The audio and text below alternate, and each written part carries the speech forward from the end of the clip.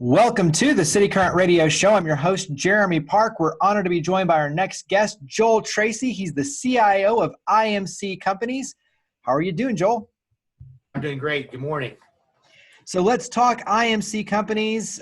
Give listeners a little perspective on the company, just so we have some context, and then we'll dive into all the world of technology and transportation and everything. So give us some background on IMC Companies.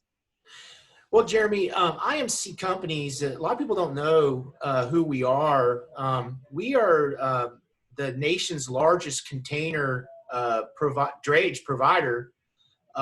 We have a team of over 2,000 drivers. We started in Memphis 38 years ago. We're a growth-oriented company, so we're growing, double digits year over year. And over those 38 years, we've kind of grown to be a nation-wide motor carrier, coast to coast. And we're primarily focused on intermodal containers, but the international flavor of that. So every container we touch is coming or going from another country, imports and exports. Talk about how, because obviously when you talk about what you're doing, transportation, getting things to where they need to be is a huge piece of this. But when you mention imports and exports, obviously your world changes rapidly based on the global dynamics. So talk a little bit about just, managing those different variables. Yeah, certainly when you're dealing with international freight, you're not only held to the transportation regulations of the U.S., but also of the countries that you're dealing with. Certainly, that adds a level of complexity. We're part of the Intermodal Association of North America. We're part of that organization, and there's a set of standards that all the motor carriers that handle international freight, containerized freight, have to follow. And so we're sort of in an association, if you will, where we exchange information in a common format with each other that makes it a lot easier to deal with. Give me one thing that you think, obviously, like you said, IMC Companies overall kind of flies under the radar. But give me something that you think everyone, it's a cool fact or something they should know, something that you hope everyone should know. Here's your chance to kind of get the word out. Give me one thing that you think everyone should know about IMC Companies. Well, I think that we're a technology-focused carrier, and I think that's something that sets us apart. I think our leadership believes in technology, and we believe that if you're not focused on technology in any aspect of transportation and logistics, you're going to fall behind. And so, our whole goal is, how do we use technology to make it easier for our customers to do business with us?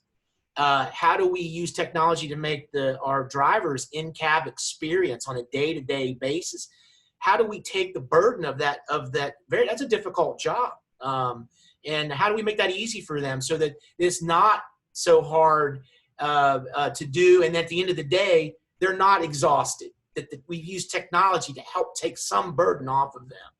And then our employees who are in terminals, customer service agents, dispatch agents, accountants, finance people, how do we help automate their experience so that they're not having to focus on manual, mundane tasks, and they're able to take that energy and focus on solving problems and handling exceptions, which are the more challenging, enjoyable parts of the job. Which everything you're talking about really falls into your world for sure. So describe your role, because I think it is a role based around technology, but also innovation.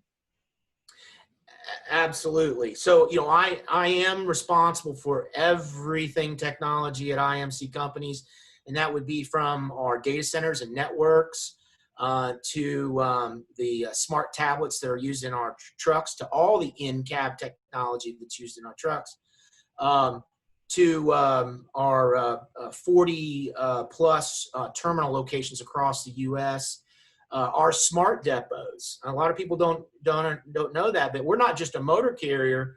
We also run a very large network of container depots across the U.S.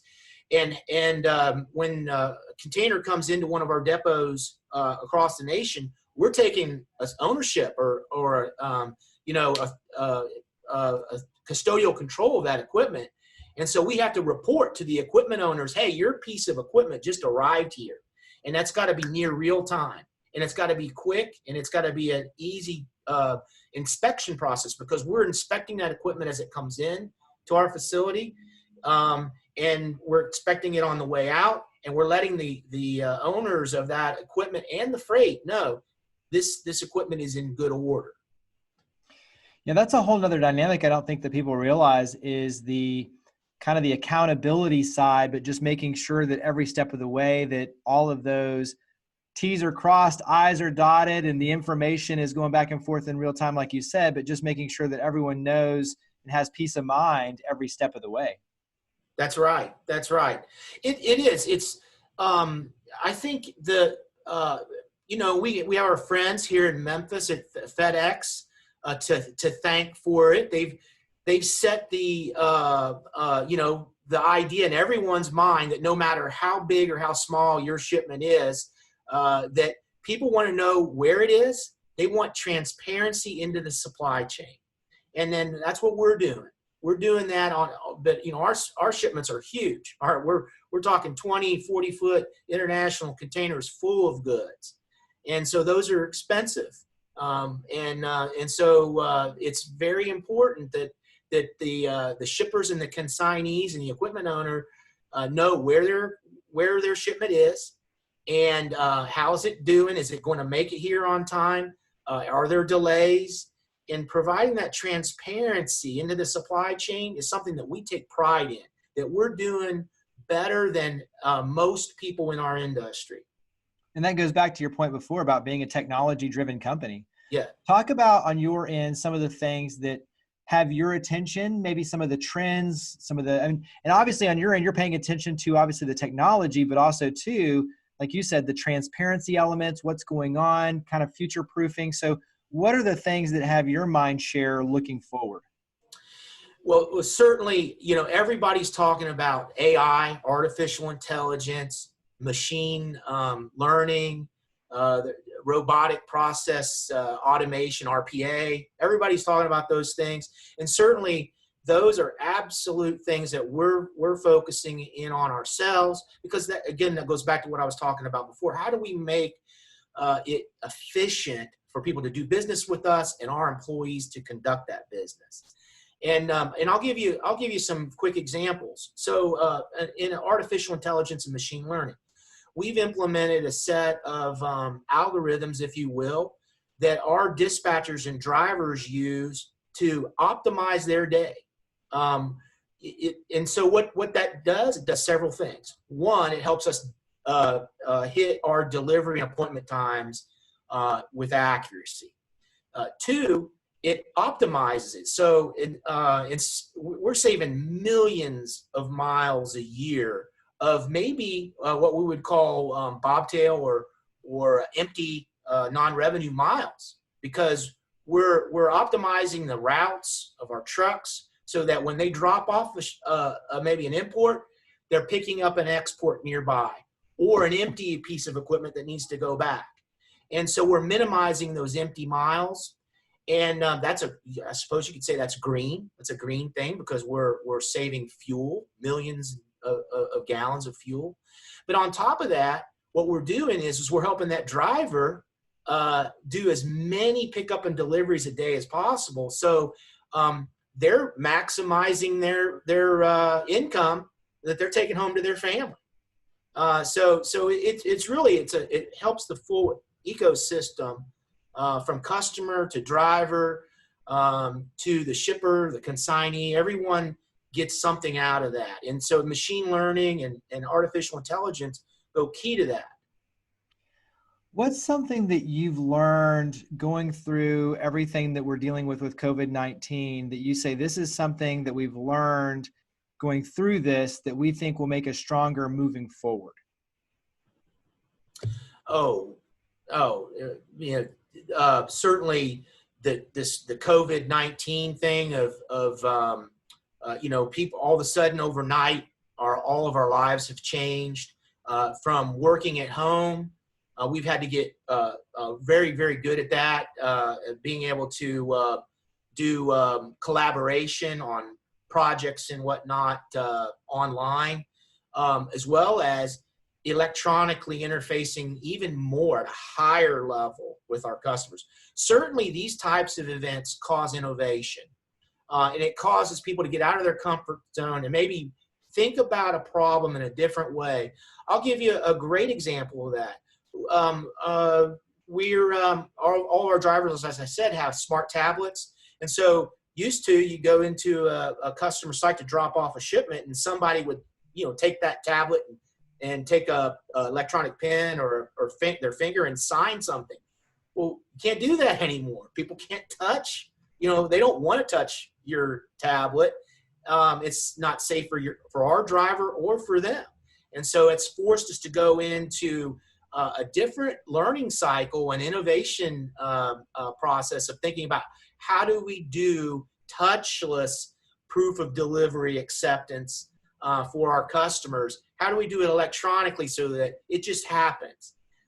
Certainly, I know we're not the only company that's going through that, but that's a great example of what it happens. It causes you to rethink how you've been doing things for years that you thought was just fine the way you were doing it. Yeah, absolutely. That's a great example. Talk about talent on your end. I know that you are heavily involved in a lot of different groups, Tech 901, but talk about talent and skill sets for, when you talk about taking your company to the next step, the next level, technology, as we're talking about, is a big part of that, but also the skill sets needed, the talent needed to be able to do that is instrumental. So talk about talent and where you're able to find talent. There is no doubt that the skill set gap is growing. And what's the skill set gap? It's Memphis and the Mid-South. There are lots and lots of unfilled technology jobs, and the needs keep growing. Everyone always talks about, well, automation is going to put us all out of jobs. But I have a different sort of thought on that. Is with smart highways, autonomous vehicles, Internet of Things. There's technology everywhere. Someone's got to work on those things. Someone's got to implement them. Some people have to fix them. And so that causes the need for jobs. And so traditionally, I think, we've all been, over the years, we've just assumed that we would hire people out of 2-year and 4-year degree programs. And certainly IMC supports those programs. I myself, I'm on the Business Information Technology Advisory Board at the University of Memphis. We are very much in support of higher ed. But we also know that the skill set gap is growing so fast that we also have to look at other non-traditional ways of filling that gap. And so IMC is partnering with Tech 901 and Code Crew and Cook Systems Fast Track program. These coding schools are absolutely critical to helping to fill that gap, because we all know there are people that go through 2-year and 4-year programs. They graduate and maybe they are not happy with where they went. These programs give them a chance to retool their skills and take what they've learned and also add technology onto that, as well as those folks that went straight from high school and maybe didn't go to college, and then they've decided to go and pursue a technology degree. These coding schools are fantastic, and we support them. And we have mentored a lot of those students, and we bring them in here for internships. We hire them, and I think I would say 30-40% of my staff are from programs like that. Nice. Well, now what I was going to ask is, what would your words of encouragement be for someone who wants to work in the transportation and the technology industries, and especially those two together with IMC Companies, but what would your encouragement be to them? Well, I tell you, when people ask me this, I feel very fortunate that I was one of those that stumbled into transportation at a very young age, right out of college. I used to work for Marathon Pipeline, and sort of got into the transportation world, coupled that with technology. And I will tell you that there's two industries that are just have a fantastic future ahead of them. It's transportation and technology, and I get to marry them both together. So I'm a very lucky guy, and I get up excited to come to work every day and work on projects that help solve real life problems, business problems that our customers have, and apply technology to make that even better. And so it's fun to work on projects like that. And so I would say to anyone young that's coming up that either has an idea that, hey, listen, transportation is maybe something I want to check into, please do. There are programs at the Southwest, at the University of Memphis, and some of our other training programs around the city that will help you get into transportation and logistics. And there's also programs that will put you into the technology path, just like we just talked about. And so, what a time in our society to have these opportunities. And on top of that, and I know it sounded, maybe a little excited, but we're in Memphis, Tennessee, the crossroads of highways, rivers, rail, airport, runway.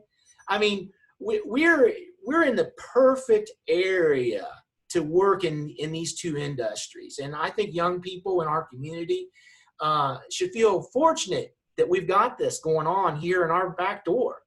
Absolutely. So wrap up and talk about just website, social media. Where do we go to learn more about IMC Companies? Well, we certainly can go to our website. Our website is it's imcc.com. And certainly they'll tell you all about IMC Companies. We're a family of, a lot of people don't know this, but we're a family of like 9 operating companies nationwide, from motor carriers to brokerage units, to, like I was talking about.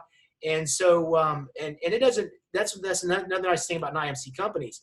You may start out in Memphis and you may decide, you know what, I want to go work, I'm from maybe the East Coast. Well, we've got operations there, so, that's one of the nice things about this is we can, we've got employees who have moved from Memphis to California and are doing very well growing in our organization. Well, very exciting to see not only what you're doing now, but the future ahead for all of us. So, Joel, thank you very much for you and your team for all you do and for coming on the show. Thank you, Jeremy. Thanks for having me today.